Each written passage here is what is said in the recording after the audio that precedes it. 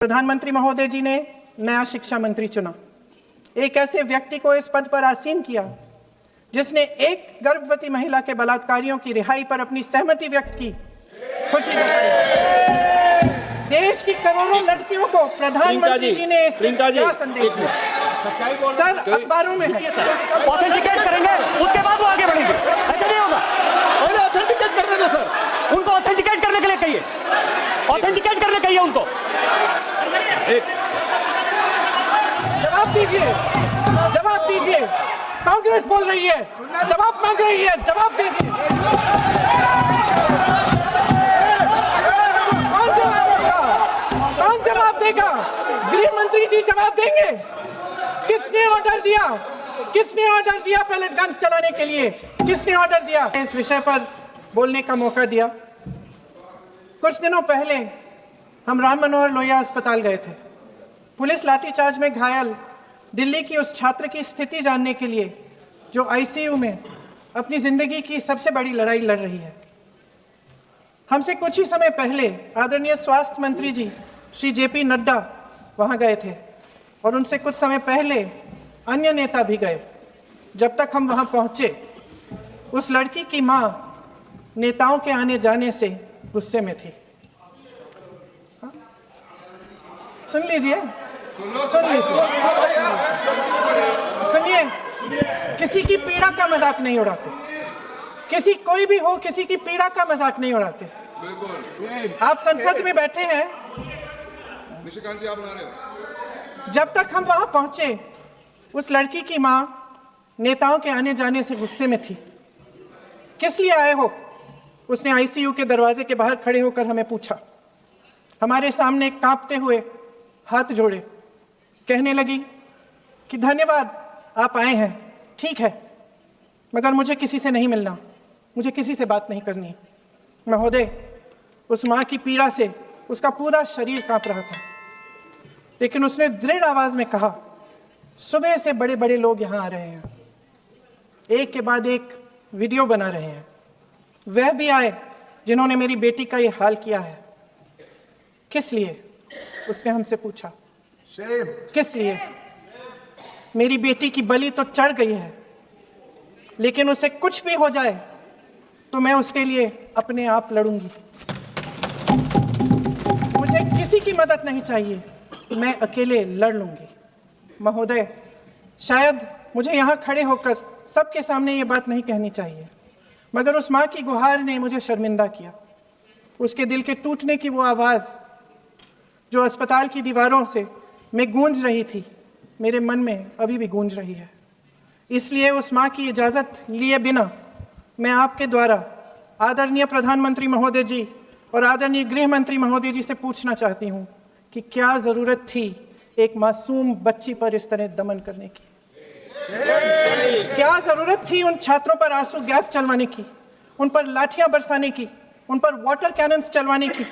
क्या जरूरत थी उन नौजवान लड़कियों को जलील करते हुए उनके कपड़े फाड़ने की, उनको बेरहमी से गंदी तरह पिटवाने की? देश के युवाओं पर पैलेट गन्स और AK-47 चलवाने की क्या आवश्यकता थी? क्या वे आतंकवादी थे? क्या आतंकवादी हैं? टेररिस्ट हैं? हाँ, कांग्रेस बोल रही है। हाँ, कांग्रेस बोल रही है। जवाब दीजिए, जवाब दीजिए। कांग्रेस बोल रही है, जवाब मांग रही है, जवाब दीजिए। कौन जवाब देगा? कौन जवाब देगा? गृह मंत्री जी जवाब देंगे। किसने ऑर्डर दिया? किसने ऑर्डर दिया पैलेट गन्स चलाने के लिए? किसने ऑर्डर दिया? आपके माध्यम से मैं पूछती हूँ अध्यक्ष महोदय, किसने ऑर्डर दिया? प्रधानमंत्री जी ने दिया? गृह मंत्री जी ने दिया? जवाब देंगे? पूरा देश पूछ रहा है, सिर्फ कांग्रेस पार्टी नहीं पूछ रही है, पूरा देश पूछ रहा है। अध्यक्ष महोदय, देश के माता पिता पूछ रहे हैं, छात्र पूछ रहे हैं, अध्यापक पूछ रहे हैं, पूरा देश आज ये पूछ रहा है। और आपकी जिम्मेदारी बनती है कि आप इस सवाल का जवाब दें। क्यों डरते हैं आप इस देश के नौजवानों से? क्यों डरते हैं आप इस देश की बुलंद आवाज से? और उस आवाज को दबाने का हक आपको किसने दिया है? महोदय, ये सदन यहाँ बैठे हुए सांसदों की जागीर नहीं है, ये इस देश की अमानत है। यहाँ बैठे हम सब, इस देश की जनता, इस देश के युवाओं, बुजुर्गों, गरीबों, अमीरों और सब धर्मों, सब वर्गों के देशवासियों के सेवक हैं। हम उनके प्रतिनिधि हैं और ये सत्ता हमें उन्होंने ही दी है। इस देश का संविधान हमारी सराखों पे, इस देश का लोकतंत्र सर्वोपरि है। इसे ध्वस्त करना पाप है। यह करोड़ों जनता हमसे सिर्फ एक चीज मांगती है, जवाबदेही। इंग्लिश में इसे अकाउंटेबिलिटी कहते हैं। हमें सत्ता देकर, हमें यहां तक लाकर सिर्फ उसकी ये गुहार है कि जो हम करें उसकी भलाई के लिए करें, और अगर उनके साथ अन्याय हो तो हम उनके प्रति जवाबदेह बने और उन्हें न्याय दिलवाएं।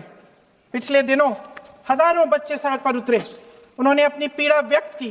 गांधी जी के दिखाए हुए रास्ते पर अहिंसा और सत्य को अपने दिलों में रखते हुए, गाते, मुस्कुराते हुए शांतिपूर्वक प्रदर्शन किया। लोकतंत्र के सबसे पवित्र सिद्धांत के तहत उन्होंने अपनी आवाज उठाने का अधिकार कायम किया।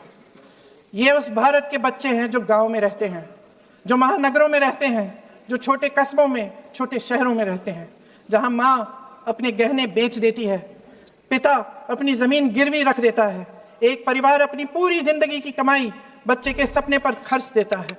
और अब उन्हीं बच्चों को लगने लगा है कि आज इस देश में मेहनत से ज्यादा बेईमानी मायने रखती है, मेरिट से ज्यादा पैसा मायने रखता है। तब सिर्फ एक छात्र नहीं हारता, उम्मीद हारती है। इन परेशान बच्चों ने अपनी उम्मीदें आपसे साझा की। उनकी मांगे क्या थी? कि पेपर लीक करके उनके साथ जो बार बार अन्याय किया जा रहा है उस पर कार्रवाई की जाए, कि जो सिस्टम उनके भविष्य को कुचल रहा है उसे सुधारा जाए, कि जो माफिया उन्हें घेरे हुए है उसे हटाया जाए, कि जिस मंत्री के कार्यकाल में यह सब हुआ वह इस्तीफा दे, कि उन पर बर्बरता करने वालों पर कार्रवाई की जाए और उसके लिए माफी मांगी जाए। बस यही उनकी मांग थी ना, कि जो शिक्षा और स्वतंत्र अभिव्यक्ति का अधिकार उन्हें संविधान ने दिया है उसे कायम रखा जाए। महोदय, हमारे एजुकेशन सिस्टम में कुछ समय से बहुत खामियां भर चुकी हैं। बच्चों पे जो प्रेशर डाला जाता है उसकी वजह से सैकड़ों बच्चों ने आत्महत्या कर डाली है। उससे भी ज्यादा बच्चे डिप्रेशन में डूब रहे हैं। परिवारों पर बच्चों को पढ़ाने लिखाने के लिए घूस, capitation fees, tuition fees, coaching fees आदि के घिनौने दबाव हैं। लोन लेने पड़ते हैं, सामान बेचना पड़ता है और उसके बावजूद कोई गारंटी नहीं कि उनके बच्चों के भविष्य मजबूत बन पाएंगे, क्योंकि बेरोजगारी चरम पे है। इस सरकार ने रोजगार पैदा करने वाले सभी सेक्टर्स को लगातार कमजोर किया। एग्जामिनेशन सिस्टम खुद फेल हो गया है। पिछले दशक में 152 पेपर लीक हुए, 750 करोड़ छात्र प्रभावित हुए, मगर एक भी दोषी, एक भी माफिया को सजा नहीं। हमारे एजुकेशन में आरएसएस के प्रचारकों को भर भर कर उसे खोखला बना दिया है। जबरदस्ती एनटीए बनवाकर सिस्टम का केंद्रीकरण करके उसे और भी उलझा दिया। देश के कुल बजट में, हाँ जी जबरदस्ती, आपने अभी सुना तमिलनाडु के हमारे साथी क्या कह रहे थे। देश के कुल बजट में एजुकेशन बजट की हिस्सेदारी हर साल बढ़ाने की बजाय घटती जा रही है। 1.4 लाख करोड़ रुपया का पूरा बजट एजुकेशन बजट है और 1.32 लाख करोड़ सिर्फ नीट देने वाले 22 लाख बच्चों के परिवारों से हर साल खींचा जाता है। एक और शर्मनाक आंकड़ा भी है, 1.4 लाख करोड़ रुपया हमारा पूरा एजुकेशन बजट और 16 लाख करोड़ रुपए जो मौजूदा सरकार ने बड़े उद्योगपतियों के लोन माफ किए हैं। सोचिए कि इस सरकार की प्राथमिकताएं क्या है। सच ये है अध्यक्ष महोदय कि जिस तरह अस्पताल में उस छात्रा की मां का विश्वास पूरे सिस्टम से हट गया है, उसी तरह देश के युवाओं का भरोसा इस पूरे सिस्टम से टूट चुका है।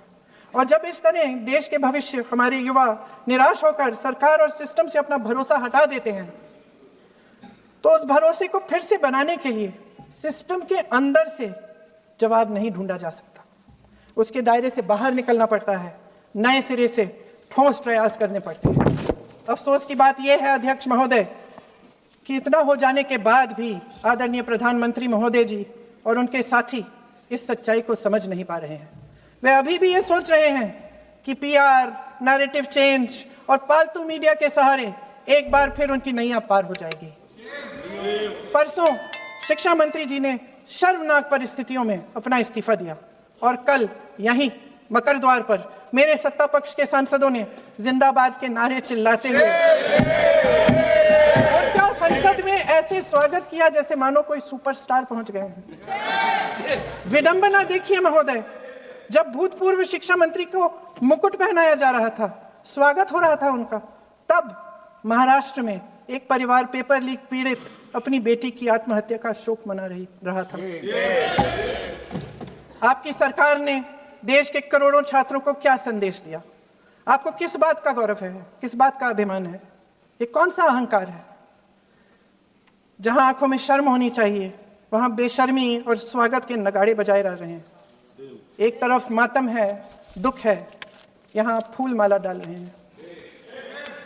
कोई आप पर कैसे यकीन करे? प्रधानमंत्री महोदय जी ने नया शिक्षा मंत्री चुना, एक ऐसे व्यक्ति को इस पद पर आसीन किया जिसने एक गर्भवती महिला के बलात्कारियों की रिहाई पर अपनी सहमति व्यक्त की, खुशी जताई। देश की करोड़ों लड़कियों को प्रधानमंत्री जी ने क्या संदेश दिया? सर, अखबारों में है, अखबार में नहीं, मेरा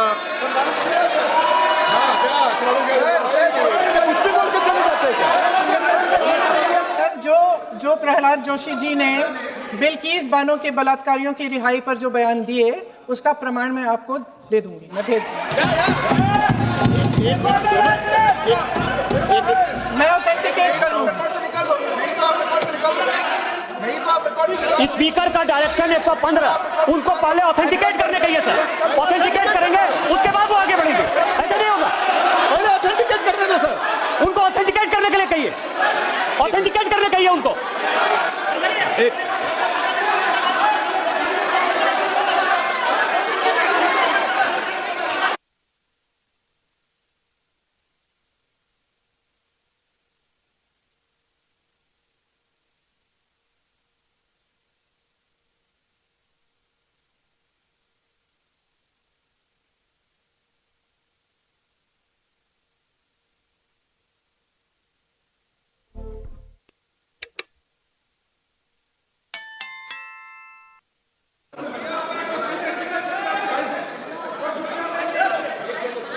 आप उनको बोलने दो, आप मत करो डिस्टर्ब। मैं एक विषय बताऊँ, एक मिनट बताऊँ। नियम 353 के अंदर फिर मैं एक बार स्पष्ट कर दूं, किसी भी सदस्य द्वारा किसी भी व्यक्ति के विरुद्ध महानहानि या अभियोगात्मक प्रकृति का कोई आरोप नहीं लगाया जाएगा जब तक कि सदस्य ने अध्यक्ष और संबंधित मंत्री को पर्याप्त अग्रिम सूचना नहीं दे दी हो। ये व्यवस्था है।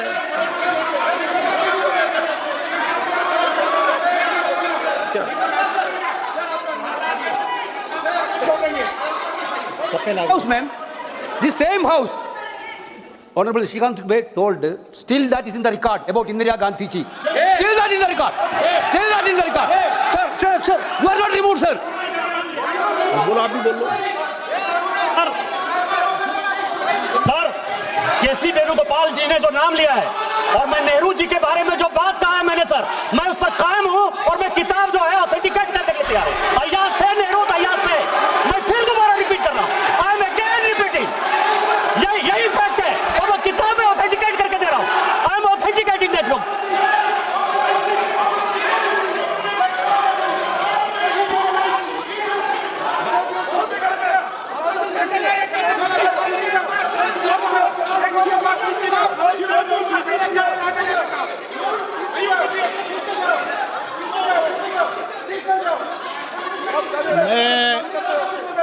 मैं जब आसन पर होता हूं, जो मैं व्यवस्था देता हूं, चाहे सत्ता पक्ष हो या प्रतिपक्ष हो, मैं समान व्यवस्था देता हूं।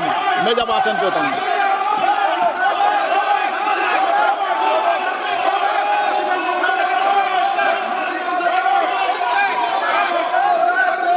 प्लीज बोलने दो, आप उनको बोलने दें, उनको बोलने दें। नो, अरे आप उनको नहीं बोलने देना चाहते? चलिए 114 प्लीज चाहिए। सर प्रियंका जी को ऑथेंटिक करना चाहिए, ऑथेंटिकेट करना चाहिए, और जो मिस इन्फॉर्मेशन कर रहे हैं, नहीं तो मिस इन्फॉर्मेशन के लिए कार्रवाई करना चाहिए सर। ये क्या कुछ भी बोल के चल सकता है क्या? और procedure for the minister the correcting the mistake 114 में अगर वो आपने जो रूल का जिक्र किया 353 में, मुझे कोई नोटिस नहीं दिया है, मैं इधर प्रेजेंट हूँ, और मैंने ऐसे कैसे बिना ऑथेंटिकेशन बोल सकते हैं मुझे बिना नोटिस दिए हुए? इसलिए मैं इसको खंडन करता हूँ और उसको एक्सपेल करना चाहिए और उनको माफी मांगना चाहिए। संसद में विपक्ष को दोषी ठहराने से, खोखले राजनीतिक खेल खेलने से काम नहीं चलेगा। आप जेन जी का भरोसा वापस जीतना चाहते हैं तो नए नए एंगल से, अपने फोन से नए नए वीडियो बनाने से नहीं होगा। प्रधानमंत्री जी को कैमरे का एंगल नहीं, दिल का एंगल बदलना पड़ेगा।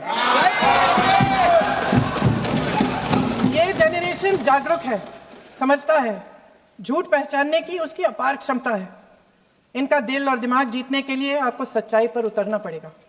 आपके शासन के चलते इस नौजवान पीढ़ी के साथ घोर अन्याय हुआ है, बर्बरता हुई है। इस सच्चाई को स्वीकार करिए। अपनी जिम्मेदारी से पीछे हटने से काम नहीं चलेगा। आदरणीय प्रधानमंत्री महोदय जी, आपको जिम्मेदारी लेनी पड़ेगी, ठोस कदम उठाने पड़ेंगे।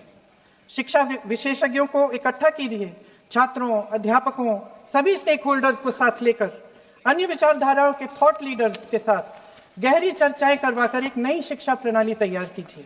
मौजूदा नेशनल एजुकेशन पॉलिसी में 8 महीने तो एग्जाम चलते हैं, अध्यापकों को पढ़ाने का समय नहीं मिलता। सिर्फ आरएसएस के लोगों से भरने की बजाय सिस्टम को शिक्षित, एजुकेटेड, उन्नत और उदार दृष्टिकोण के लोगों से भी भरिए, जिनकी योग्यता सिर्फ उनकी विचारधारा न हो। रोजगार पैदा करने के सख्त कदम उठाइए, इस पर फोकस करिए। मेडिकल कॉलेजेस की संख्या बढ़ाइए, चिकित्सा शिक्षा का विस्तार कीजिए, ताकि ये बच्चे जो मेहनत कर कर के भी अपने भविष्य नहीं बना पा रहे हैं, एक उज्जवल भविष्य का सपना देख पाए। अध्यक्ष महोदय, छात्रों को सड़क से हटाया जा सकता है, लेकिन उनके सवालों को नहीं। हर लाठी जो किसी लड़की पर, किसी लड़के पर चली है, वे बच्चों की पीठ से ज्यादा सरकार की साख पर पड़ी है। देश के नौजवान न्याय मांग रहे हैं, भीख नहीं। वे यहाँ सरकार गिराने नहीं, अपना भरोसा बचाने के लिए आए थे। अध्यक्ष महोदय, आपके माध्यम से मैं सरकार को कहना चाहती हूँ, अपनी साख बचाइए, अपनी नीयत ठीक करिए, अपनी अकड़ का इलाज कीजिए, अपने वादों पर अमल कीजिए। आपके शासन में हमने बड़ी बड़ी चोरियां देखी हैं। चुनाव में वोटों की चोरी, राम मंदिर में चंदा की चोरी, आपके उद्योगपति मित्रों द्वारा देश की संपत्ति की चोरी, किसानों की जमीन की चोरी, लेकिन सबसे बड़ी चोरी, हाँ ठीक है, सबसे बड़ी चोरी तब हुई, कहिए, बोलिए।